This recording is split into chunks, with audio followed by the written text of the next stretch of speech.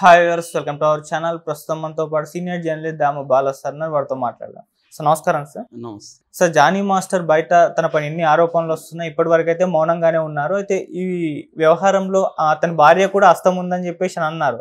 అయితే ఆమె భార్యకు సంబంధించిన ఒక వీడియో వైరల్ అవుతుంది. అంటే గతంలో చెప్పిందో మరి ఇప్పుడు చెప్పిందో ఎస్ జానీ మాస్టర్ తప్పు చేశాడని చెప్పేసి చెప్తుంది. ఏంటి ఆ వీడియో, ఆ వీడియోలో ఏముంది, అది ఎప్పటి వీడియో? మరి ఇదే రకంగా ఇటువైపున జానీ మాస్టర్ పైన వ్యతిరేకత ఇంకా పెరిగిపోతుంది. చాలా మంది ఆయనకు వ్యతిరేకంగా మాట్లాడుతున్నారు. నిన్న కూడా అనసూయ గారు కూడా మాట్లాడారు. ఏం చెప్తారు సార్ దీని గురించి?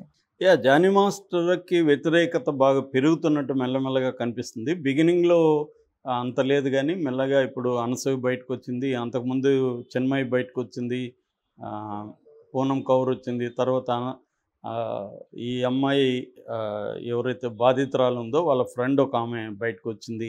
అట్లాగే ఇతనితో కూడా పనిచేస్తున్న డ్యాన్స్ మాస్టర్లు కొంతమంది వాళ్ళు బయటకు వచ్చారు. అట్లాగే టీఎఫ్సిసి మన Telugu film chamber of commerce వాళ్ళు కూడా సీరియస్గా తీసుకున్నారు. వాళ్ళు ఇతన్ని ఏ సినిమాల్లో కూడా తీసుకోకూడదని ఒక రూల్ పాస్ చేశారు. దాని తర్వాత కొరియోగ్రాఫర్ అసోసియేషన్ కూడా ఇతన్ని సభ్యత్వం కూడా తొలగించింది. యాక్చువల్గా దానికి ప్రెసిడెంట్ ఇతను సభ్యత్వం కూడా తొలగించింది. ఎందుకంటే గతంలో కూడా ఇతని మీద కొన్ని విభేదాలు వచ్చాయి, వివాదాలు ఇతని మీద ఉన్నాయి.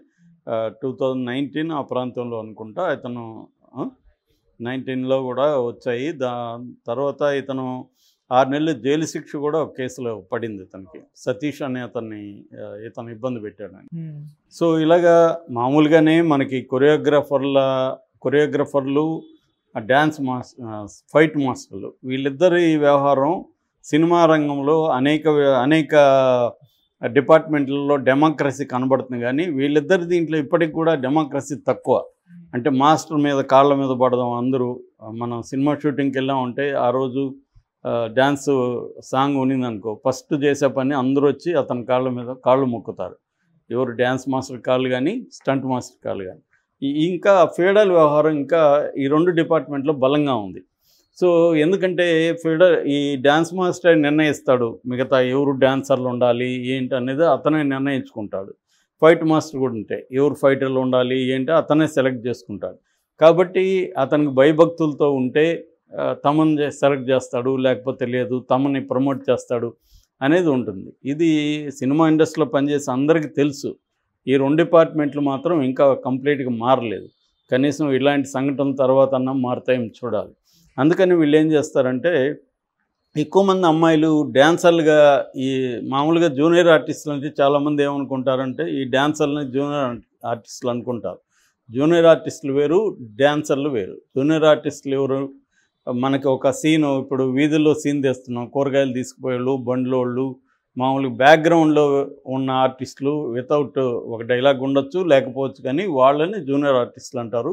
ఒక సాంగ్లో హీరో చుట్టూ లేదా హీరోయిన్ చుట్టూ డ్యాన్స్లు వేసే అబ్బాయిలు కానీ అమ్మాయిలు వాళ్ళని డాన్సర్స్ అంటారు, మేల్ ఫెమేల్ డాన్సర్స్.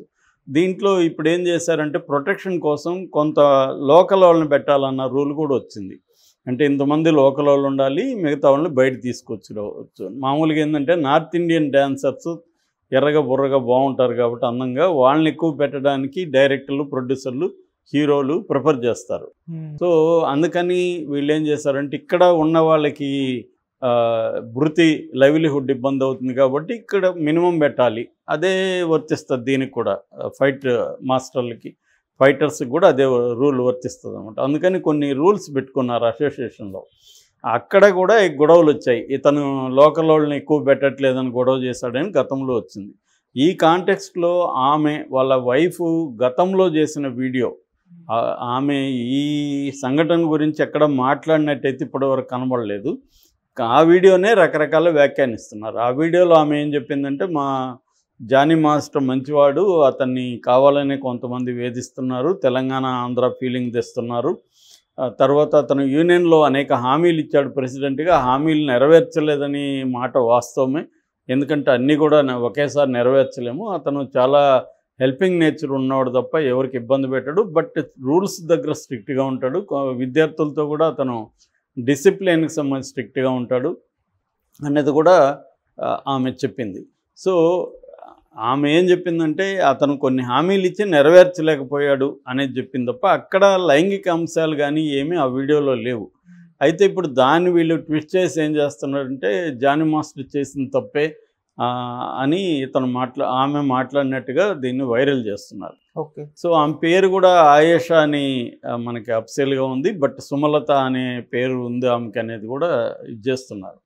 సో ఇక్కడ ఇప్పుడు అనేక కోణాలు వస్తున్నాయి దీంట్లో. ఒకటేమో బీజేపీ వాళ్ళేమో ఇది లవ్ జిహాద్, వాళ్ళకి బీజేపీ వాళ్ళకి పనిపాటు లేదు, ఎప్పుడు ఏ విషయం తీసుకున్నా వాళ్ళకి మతంతో ముడిపెట్టేస్తుంటారు. నిజానికి ఇది మతానికి ఏం సంబంధం లేదు.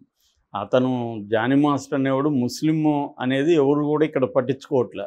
అతను ముస్లిమా కాదనేది ఇక్కడ అనవసరం. అతను ఒక డ్యాన్స్ కొరియోగ్రాఫర్ తన దగ్గర పనిచేసే అసిస్టెంట్ కొరియోగ్రాఫర్తో లైంగికంగా ఎలా బిహేవ్ చేశాడు, ఆమెను బలవంతంగా లైంగిక అత్యాచారం చేశాడు అనేది ప్రధాన ఆరోపణ. దాని గురించి మాట్లాడకుండా వాళ్ళు దీని వెనక లవ్ జిహాద్ ఉంది అని మాట్లాడుతాం. లవ్ జిహాద్ ఉన్నట్టుగా అమ్మాయి చెప్పట్లేదు. లవ్ జిహాద్ అంటే ఏంటి అంటే హిందూ అమ్మాయిల్ని ముస్లిం అబ్బాయిలు ట్రాప్ చేసి ప్రెగ్నెంట్ చేసి వదిలేయడం అనేది బేసిక్గా చేస్తారు, లవ్ జిహాద్ అని అంటారు. లేదు ఒక్కోసారి వాళ్ళని పెళ్ళిళ్ళు కూడా చేసుకుంటారు వీళ్ళు తమ మతంలో కలుపుకొని అనేది వీళ్ళు చెప్తున్న ఇది. అందులో ఇది ఇక్కడేం కనబడలేదు. అయితే దీనికి ఒక ఆధారం ఉంది. బీజేపీ వాళ్ళు ఇలా ఎందుకు అంటున్నారంటే ఈ అమ్మాయి ఇచ్చిన కంప్లైంట్లోనే ఎఫ్ఐఆర్లోనే ఏముందంటే జానీ మాస్టర్ వాళ్ళ వైఫ్ ఇద్దరు కలిసి తన దగ్గరికి వచ్చి తనను బెదిరించి నువ్వు మతం మార్చుకొని జానీ మాస్టర్ని పెళ్లి చేసుకో అని ఇద్దరు కూడా బెదిరించారు. సో అందువల్ల నేను ఇప్పుడు కంప్లైంట్ ఇస్తున్నాను అనేది ఆ అమ్మాయి చెప్పినట్టుగా ఎఫ్ఐఆర్లో ఉంది. సో దాన్ని బేస్ చేసుకొని మతం మార్చుకోమన్నారు కాబట్టి బీజేపీ వాళ్ళు వచ్చి ఇది లవ్ జిహాద్ అని చాలామంది మాట్లాడడం మొదలుపెట్టారు. ఓకే. సో నిజానికి పోలీసులు ఆ యాంగిల్ తీసుకోవట్లేదు, ఎందుకంటే ఆ అమ్మాయి కూడా ఆ యాంగిల్ ఏం చెప్పలేదు.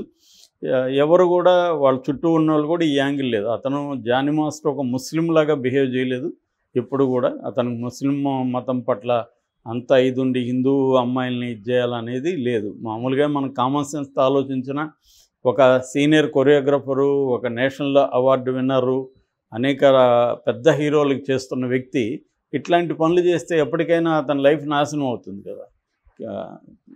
అంతే లవ్ జిహాద్ చేస్తే అతను అది చేయలేదు. మామూలుగా ఏంటంటే అందరూ చాలామంది డ్యాన్స్ మాస్టర్ లాగే తన దగ్గర పనిచేసే అందమైన కొరియోగ్రాఫర్లని తను లైంగికంగా యూజ్ చేసుకోవడం అనేది చాలామంది చేస్తున్నారు. ఇతను కూడా చేశాడు.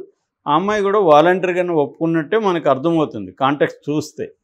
బిగినింగ్లో ఇబ్బంది ఉండొచ్చు కానీ మెల్లగా అన్ని రోజులు ఎందుకు కంటిన్యూ అవుతుంది. 2009లో అమ్మాయిని రేప్ చేస్తుంటే 2024 వరకు 5 ఏళ్ల పాటు ఎందుకు ఉంది అతనితో. 2022 ఆగస్టు 22న యథారాజా తదా ప్రజ షూటింగ్ పూజ సందర్భంగా వచ్చిన వీడియోలు చూస్తే కూడా అమ్మాయి చాలా హ్యాపీగా ఉంది, తనకి కృతజ్ఞతలు చెప్తుంది. మీరు నాకు చాలా హెల్ప్ చేశారు మాస్టరు, నాకు మీ దగ్గర నేను చాలా నేర్చుకున్నాను, ఇంకా చాలా నేర్చుకోవాలని చెప్తుంది. కొంత హోయిలు పోతుంది, అన్నీ ఉన్నాయి అక్కడ.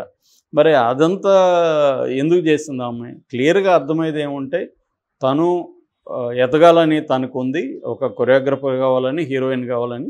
ఇతనుతో ఉంటే నేను అవన్నీ నీకు ఇస్తానన్నాడు. దాంతో ఆమె కూడా ఒప్పుకునింది. సో అలాగే వాళ్ళిద్దరి మధ్య లైంగిక సంబంధం కంటిన్యూ అవుతుంది. దాని తర్వాత ఇతను హీరోయిన్ చేయలేకపోయాడు, కొరియోగ్రాఫర్ని చేయలేకపోయాడు కాబట్టి రెండోది ఇంకేవో ప్రాబ్లమ్స్ కూడా ఉండుండొచ్చు. దాని నుంచి ఆ అమ్మాయి ఇతని మీద బయటికి ఓపెన్ అవుదాము అనేది నిర్ణయించుకున్నట్టుగా ఉంది. సో ఇప్పుడు ఆ అమ్మాయి నిజంగా ఇతనికి శిక్ష పడి ఇది చేయాలని అనుకుంటుందా, లేకపోతే తనకి ఏదన్నా కొంత మంచి విల్లానో లేకపోతే డబ్బులో ఇస్తే తర్వాత కొరియోగ్రాఫర్గా ఎవరైనా పవన్ కళ్యాణ్ లాంటి వాళ్ళు హామీ ఇచ్చి, ఎట్లాగో ఇప్పుడు అల్లు అర్జున్ ఇస్తాడు, వీళ్ళు కూడా ఇచ్చి మెగా కాంపౌండ్ కూడా అమ్మాయికి హెల్ప్ చేస్తే ఏమన్నా అమ్మాయి కాంప్రమైజ్ అవుతుందని చూడాలి. జనరల్గా అయితే ఇదే జరుగుతుంది. నాకు తెలిసి దీంట్లో కూడా ఇదే జరుగుతుంది. ఎందుకంటే ఇవాళ రేపు అమ్మాయిలు కూడా ఏంటంటే మనతో స్నేహం చేయనంటే చేస్తారు, దాని తర్వాత ఎక్కడో గొడవలు వస్తాయి. గొడవలు వచ్చినప్పుడు బయటికి పోయి ఇతను నన్ను 10 ఏళ్ళుగా రేప్ చేస్తున్నాడు, 10 ఏళ్ళుగా అత్యాచారం చేస్తున్నాడు అని చెప్తారు. మరి 10 ఏళ్ళు ఏం చేస్తున్నావు అనేది ప్రాబ్లం. కాకపోతే ఏంటంటే చట్టము ఇప్పుడు ఎక్కువగా మామూలుగా దేశంలో కానీ ప్రపంచంలో కానీ ఎక్కువ బాధితులు మహిళలే, దాంట్లో నో డౌట్. కానీ కొంతమంది ఈ మధ్య కాలంలో మహిళలు కూడా క్రైమ్లో కూడా బాగా వస్తున్నారు. ముఖ్యంగా చట్టాలని తమకు అనుకూలంగా ఉపయోగించుకుని డబ్బున్న అబ్బాయిలు లేదా ఫేము, డబ్బు ఒకటే ఉంటే కూడా బెదిరించడం కష్టం.